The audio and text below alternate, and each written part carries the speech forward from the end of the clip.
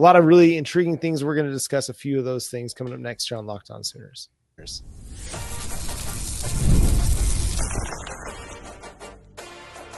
You are Locked On Sooners, your daily podcast on the Oklahoma Sooners. Part of the Locked On Podcast Network, your team every day.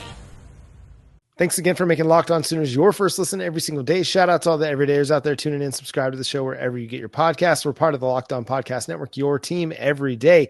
So, Jay, one of the things that stood out to me when Brent Venables sat down with Josh Pate was Brent Venables said that half or more than half of the roster was making six figures in NIL. Whoo. If over half your roster is making that in NIL, that means that you've got money.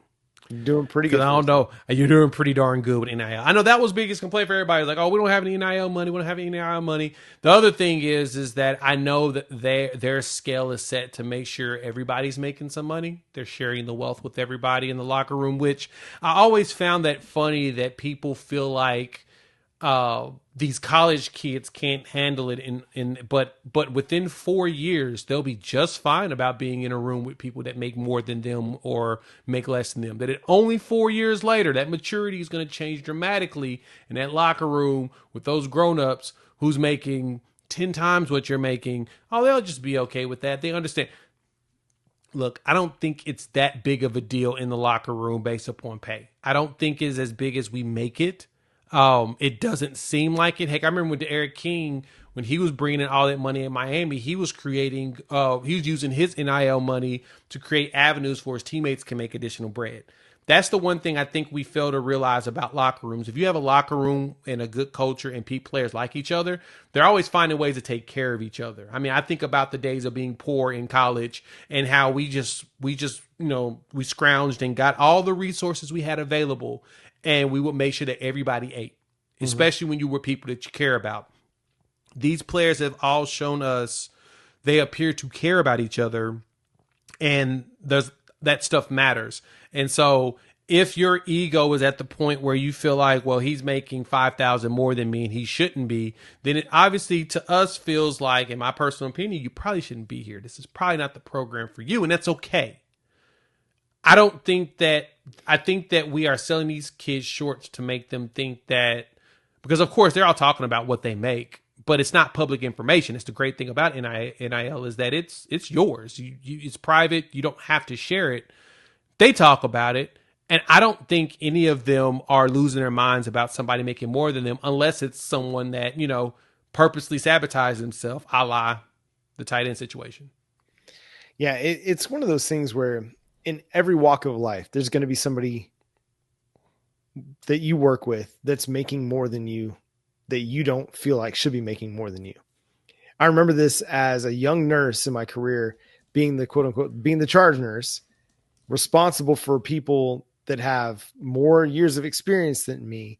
And the way nursing pay scales go is the more experience you have, the more you get paid. Well, I only had 4 years experience, quote unquote, in charge of people who had 10, 15, 20.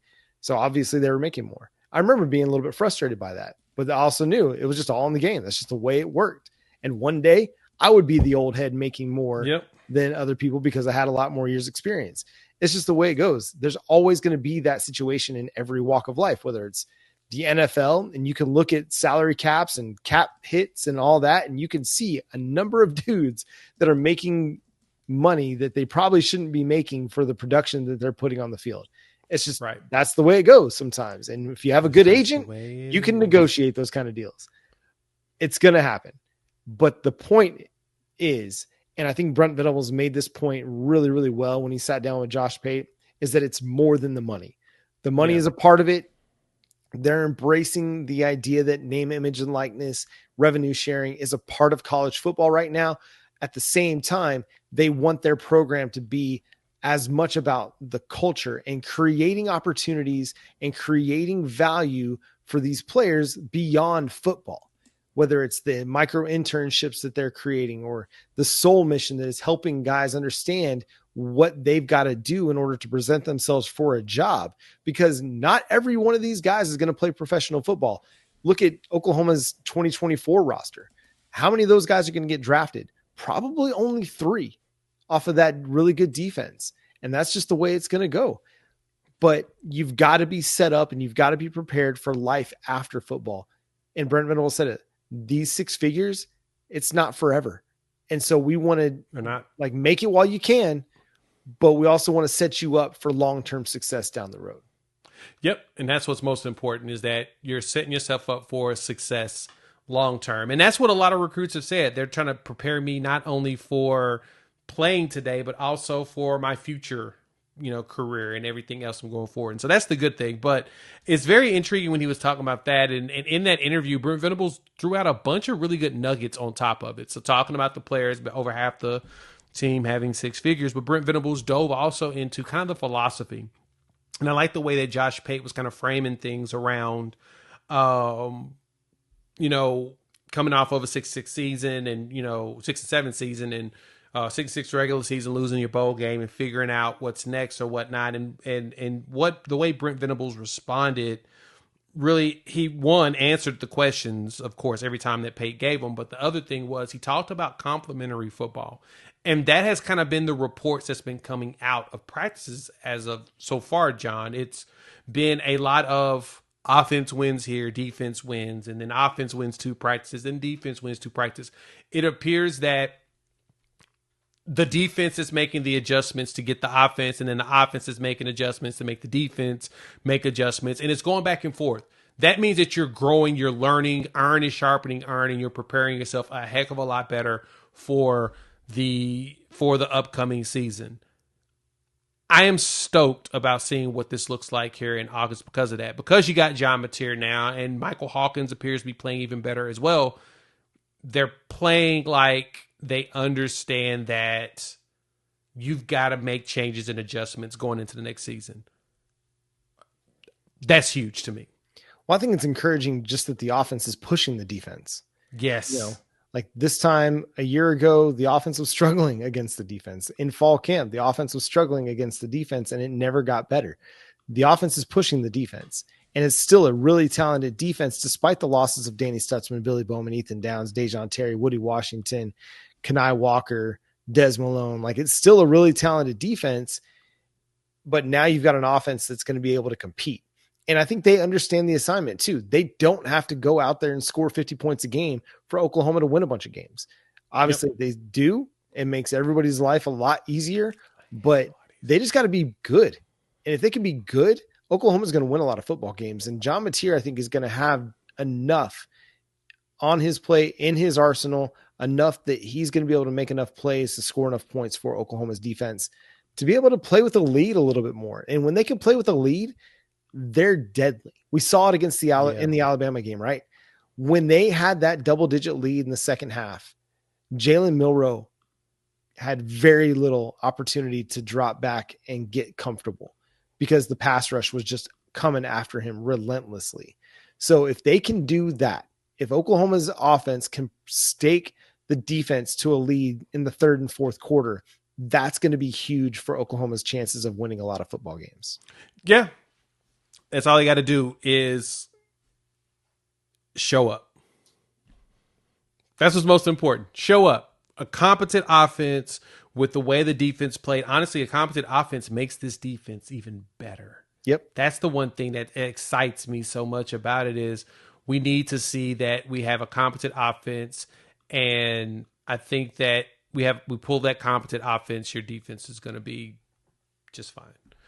You'll see an improvement. It's funny because I still believe you'll see a statistical improvement on defense, and people are going to probably read into that a little bit more than they should, which is okay. I totally get it. You're going to be like, oh my God, the defense is even better, and Danny Stutzman's out here. It's less about that. It's more of the offense making it to where the defense doesn't have to work as hard. Mateer's going to have some 3 and outs. You know that. But in those most critical moments, I think he's going to find ways to get those first downs to keep the chains going, or at least burn a lot of clock that exhausts their defense to where when our defense goes out there, they're energized and ready to go knock somebody's head off. I think that our defense is still going to be pretty ruthless, hard hitting, and we'll be ready to go this coming season. And he's not going to turn the football over in his half of the field as frequently as what happened last year.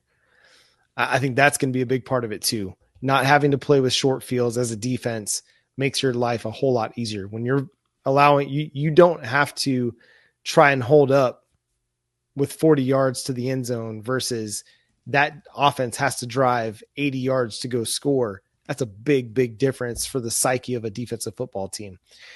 And that's going to do it for today's episode of Locked On Sooners. Thanks so much for tuning in, being a part of the show. Subscribe to the show wherever you get your podcast. Thanks for making Locked On Sooners your first listen every single day. For your next listen, go check out the Locked On NFL Draft podcast as you get ready for the NFL Draft. And as our favorite collegiate players like Danny Sutzman, Billy Bowman, and Ethan Downs get ready to get drafted, find out where they might land with the Locked On NFL Draft show, available on YouTube or wherever you get your podcast. Follow Jay at Unfair Sports. Go check out his channel, Unfair Sports, over on YouTube. You can follow me at John9Williams and read my work covering the Sooners over at SoonersWire.com. The show is at Locked On Sooners on all of your favorite social media platforms. But until next time, he's Jay Smith. I'm John Williams. We'll talk to you then. Boomer. Sooner. Half and half. Competency will lead us to victory.